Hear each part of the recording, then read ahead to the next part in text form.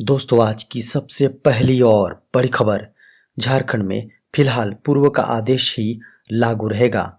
केवल रविवार को रहेगा संपूर्ण लॉकडाउन। दोस्तों, राज्य सरकार द्वारा पूर्व में 1 जुलाई को जारी की गई गाइडलाइन में इस बात का साफ उल्लेख है कि अगले आदेश तक अनलॉक की वर्तमान व्यवस्था लागू रहेगी। इसका मतलब ये हुआ कि जब तक सरकार द्वारा कोई नया गाइडलाइन नहीं आता, तब तक पूर्व में दी गई छूट आगे भी लागू रहेगी। पूरे राज्य में सभी दुकानें रात 8 बजे तक खुली रहेंगी। इसके साथ ही रविवार के दिन संपूर्ण राज्य में संपूर्ण लॉकडाउन अगले आदेश तक आगे भी जारी रहेगा। झारखंड में इन विभागों में शुरू हुई नियुक्ति की प्रक्रिया। ग्रामीण विकास विभाग प्रधानमंत्री आवास योजना के तहत 149 लोगों को अनुबंध पर बहाली करेगा, जिसकी तैयारी शुरू हो गई है। विभिन्न विभागों में 47 प्रखंड समन्वयक, 5 जिला समन्वयक और शेष कंप्यूटर ऑपरेटर और अकाउंटेंट की नियुक्ति होगी।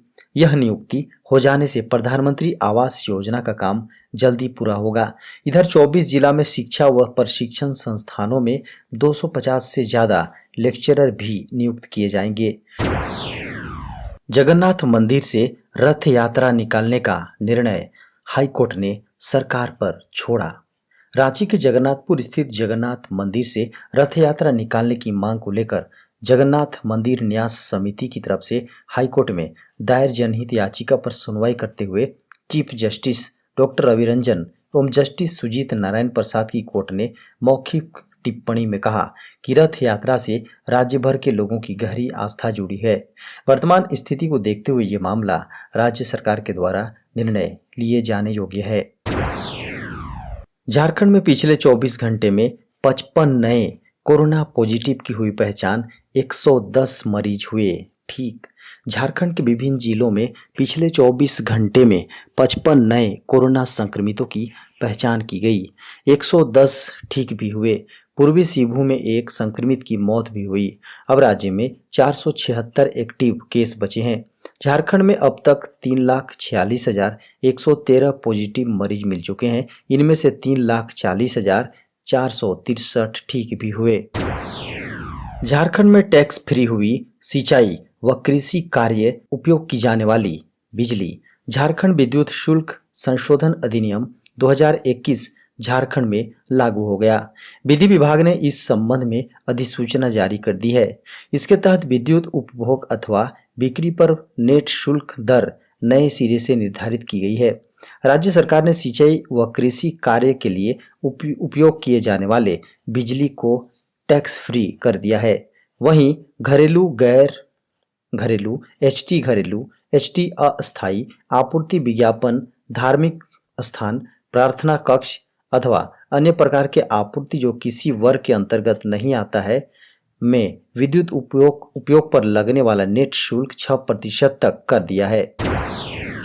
झारखंड के कृषि मंत्री श्री बादल पत्रलेख ने कहा, किसानों के कर्ज माफी के लिए बैंकों को दिए गए 980 करोड़ रुपए। दोस्तों, बादल पत्रलेख ने कहा कि अब तक 2,46,000 किसानों की कर्ज माफी के लिए बैंकों को 980 करोड़ रुपए कृषि विभाग ने उपलब्ध करा दिया है।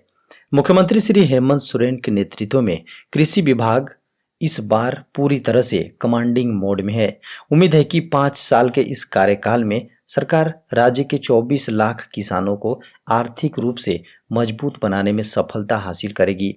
दोस्तों, उन्होंने कहा कि मुख्यमंत्री के नेतृत्व में कृषि क्षेत्र में कई क्रांतिकारी बदलाव हुए हैं और आने वाले वर्षों में हम देश के उन चुनिंदा कृषि प्रदेशों में शामिल होंगे जो कृषि उत्पादन के क्षेत्र में खास स्थान रखते हैं। झारखंड के जिलों में भेजी गई कोवैक्सीन की 1 लाख डोज। दोस्तों, कोरोना की वैक्सीन कोवैक्सीन की 2.5 लाख डोज शुक्रवार को झारखंड को मिली। इसके बाद झारखंड के जिलों को आवश्यकता के अनुसार शेड्यूल करते हुए 1 लाख डोज भेज दी गई। आपको बता दें कि इसमें सबसे ज़्यादा रांची जिले को 8,600 डोज मिली है। बाकी के जिलों में भी कोवैक्सीन की डोज दी गई है ताकि सेकेंड डोज वालों को टीका मिल सके। आपको बता दें कि कोवैक्सीन की सेकेंड डोज वालों को प्राथमिकता देने को कहा गया है। अब जल्द ही झारखंड को कोविशील्ड की भी खेप मिलने वाली है।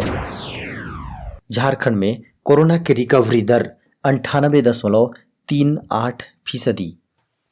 हेल्थ डिपार्टमेंट के अनुसार राज्य में कुल 473 सक्रिय मामलों में से 351 मामले एसिम्प्टोमेटिक तथा 122 मामले सिम्प्टोमेटिक श्रेणी के हैं।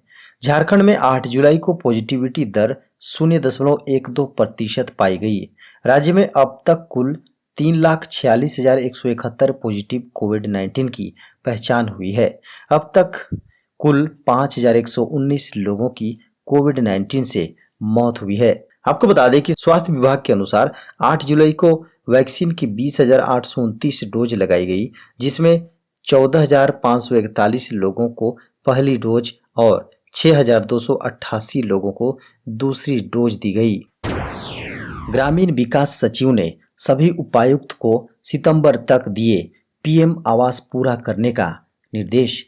प्रधानमंत्री आवास योजना के लंबित कार्यों को लेकर ग्रामीण विकास विभाग ने कड़े तेवर कर लिए हैं।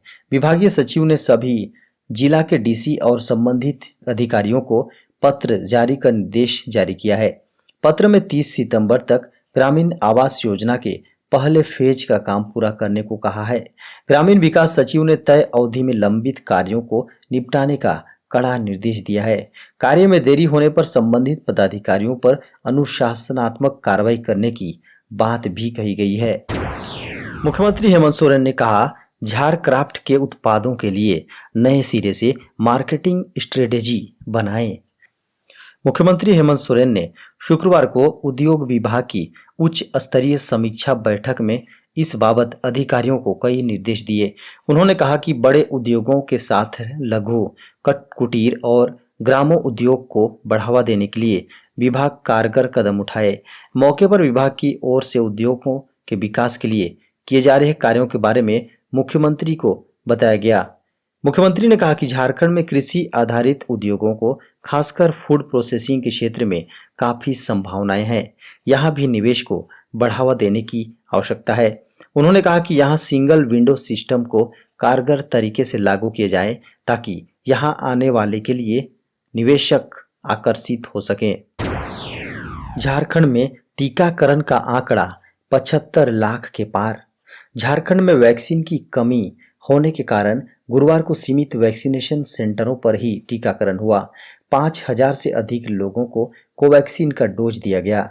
हालांकि झारखंड में वैक्सीन की कमी के बीच कोरोना टीकाकरण का आंकड़ा 75 लाख के पार हो गया है। अब तक झारखंड में 62,85,375 लोगों को पहला डोज और 12,42,900 लोगों को दूसरा डोज का वैक्सीन लग चुका है। वैक्सीन की कमी के कारण टीकाकरण की गति धीमी हुई है। खबरों के अनुसार शुक्रवार को झारखंड को वैक्सीन की 1 लाख डोज मिली। राजमार्गों के किनारे टाउनशिप के लिए कैबिनेट से ली जाएगी मंजूरी।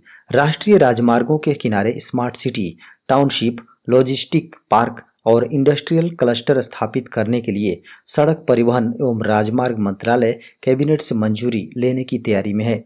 इस संबंध में कैबिनेट नोट तैयार कर लिया है। केंद्रीय सड़क परिवहन मंत्री नितिन गडकरी ने शुक्रवार को यह बात कही। उन्होंने कहा कि उनका लक्ष्य विश्व स्तरीय हाईवे नेटवर्क स्थापित करना है।